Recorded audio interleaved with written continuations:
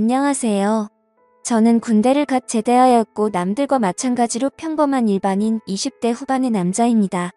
특별하게 다른 거라고 한다면 제 엄마는 엄청 젊어요.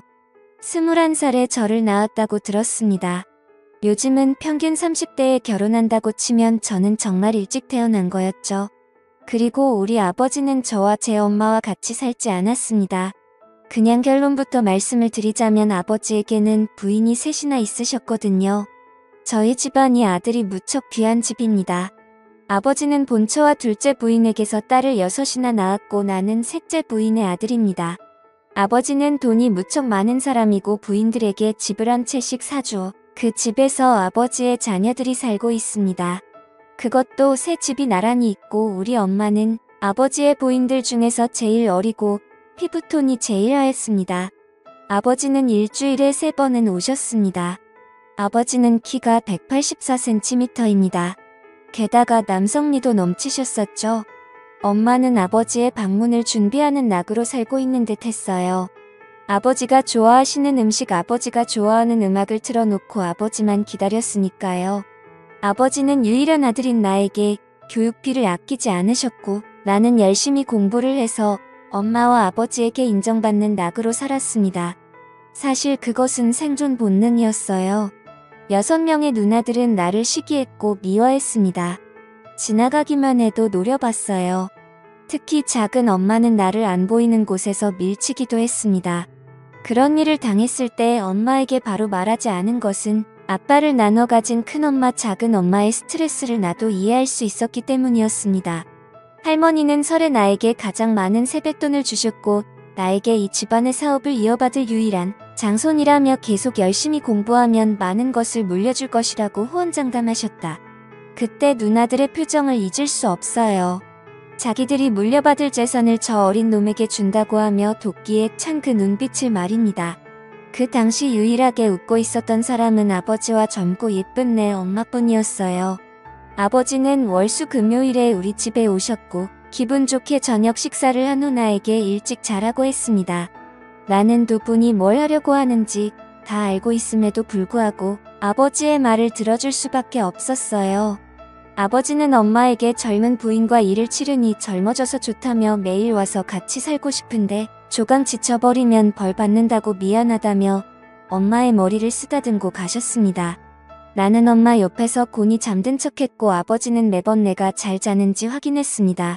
엄마는 쟤는 한번 잠들면 옆에서 대포를 쏴도 못 들어요 라고 했습니다. 사실은 그렇지 않았어요. 그냥 잠든 척하고 있었을 뿐이었죠. 엄마는 나를 잘 키워서 아버지 사랑을 독차지함과 동시에 아버지 재산을 많이 차지할 생각을 하고 있었어요. 너무 속 보이는 엄마가 여우 같다고 생각했지만 한편으로는 그런 의지를 가지고 사는 젊은 엄마가 안 돼 보이기도 했습니다. 그러던 어느 날 엄마와 아버지가 드라이브를 하다가 교통사고가 났습니다. 엄마는 크게 다쳐서 요양병원에서 살고 계신 지 벌써 8년이나 되었던 거죠. 아버지는 운이 좋아 몇 주간 입원 치료를 받고 쾌차하셨습니다. 나는 엄마가 없어. 큰엄마의 도움을 받아 끼니를 해결했고 아버지는 그런 나를 더 안쓰럽게 여겼어요. 큰엄마에 대해 설명하자면 딱 봐도 맏며느리감입니다. 퉁퉁한 몸매에 넙대대한 얼굴, 호탕한 성격의 소유자이십니다. 딸 넷을 낳고 아버지의 본처라는 지위를 이용해 명절 때 작은 부인들에게 일을 시키고 나중에 용돈을 몰래 주기도 했어요. 당근과 채찍을 적절하게 쓸 줄 아는 스타일이었지요.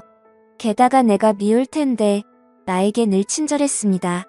누가 보지 않아도 늘 한결같이 대해주었고 큰엄마가 만들어주신 고소한 잡채, 오이소박이는 정말 일품이었어요.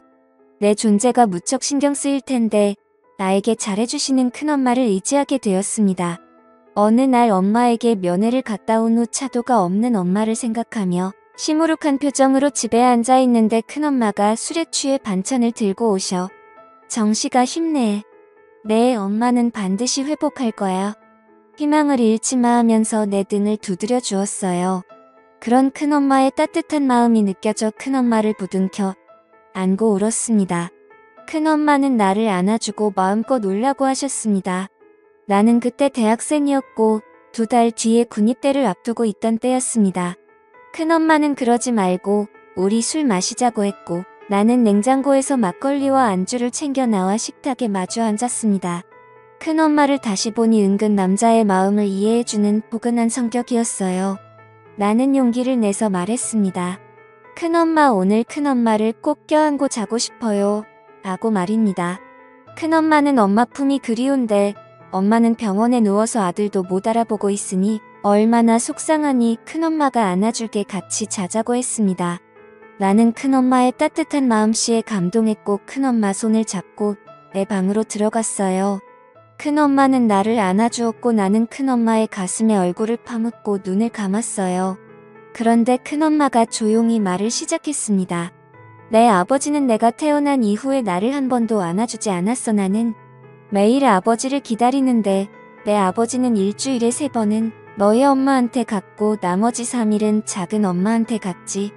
딱 하루만 나랑 같이 지냈어. 하지만 방은 따로 쓰고 있어.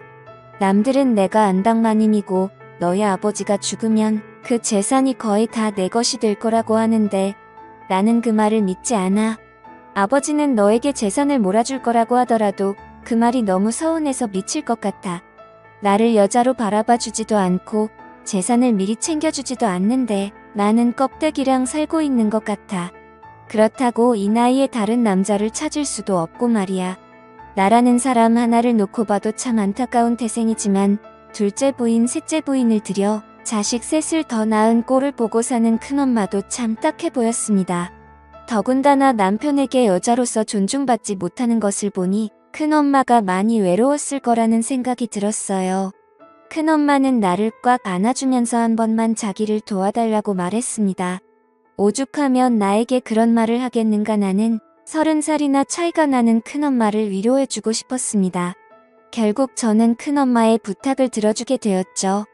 처음에는 잘 몰랐지만 나와 은근 잘 맞는 것 같았어요. 이후 큰엄마는 내게 정말 고맙다고 말하면서 수표 2장을 쥐어주고 집으로 돌아갔습니다. 큰엄마의 한 맺힌 인생을 생각해보니 가엾기도 했고 중년 부인의 매력을 알게 되니 반감이 교차했습니다. 큰엄마는 그날 이후로 반찬을 갖다 준다는 핑계로 우리 집에 자주 왔고 내가 좋아하는 막걸리도 준비해서 말입니다. 우리는 만날 때마다 즐겁게 시간을 보냈고 큰엄마는 점점 화색이 돌기 시작했습니다. 아버지는 큰엄마에게 요즘 즐거운 일 있냐고 물었다고 했어요. 큰엄마는 당신 같은 바람둥이는 알 필요 없다고 했다 합니다. 나는 귀여운 우리 큰엄마에게 오랫동안 비밀 남자친구가 되어주기로 결심했습니다. 그리고 나는 군에 입대했습니다. 어느 날 큰엄마가 면회를 왔어요. 엄마는 여전히 의식을 못 찾는 상태라고 하네요. 그리고 맛있는 음식을 잔뜩 사주시고 돌아갔습니다. 큰엄마의 면회는 여러 번 이어졌고 나는 제대를 하게 되었습니다. 큰엄마는 대놓고 우리 집에서 잠을 자고 갑니다. 아버지는 그런 큰엄마의 행실을 눈치채는 것 같았지만 큰엄마는 술 마시다가 취해서 잠이 들었다고 발뺌을 합니다. 큰엄마는 자신이 관리를 잘하는지 점점 젊어지는 것 같고 살도 빠지더군요. 그런 노력하는 모습에 큰엄마가 너무 예쁘고 좋아서 큰엄마를 외면하지 못하고 있습니다. 이런 내가 잘못하고 있는 것이라면 벌은 나중에 받겠습니다. 하지만 큰엄마를 외면할 수는 없습니다. 아버지는 사람은 늘 돕고 살아야 한다고 하셨으니 나중에 우리의 사이가 들키게 되면 이게 다 아버지 때문이라고 되들어볼 생각입니다. 제가 잘못된 행동을 저지르고 있는 걸까요? 현명한 여러분들의 답변을 부탁드리겠습니다. 오늘의 사연은 여기까지입니다. 감사합니다.